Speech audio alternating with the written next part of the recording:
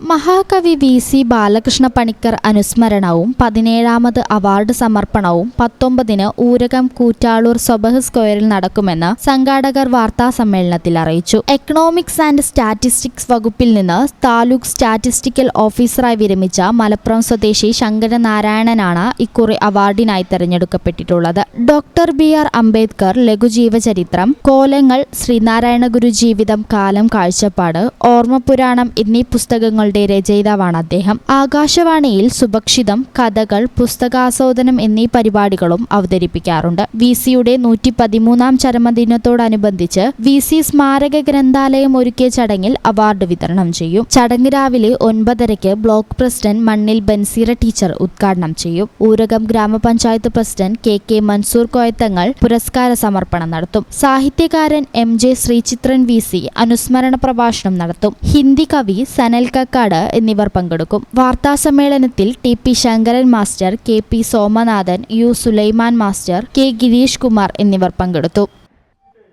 ഈ channel news, Malappuram.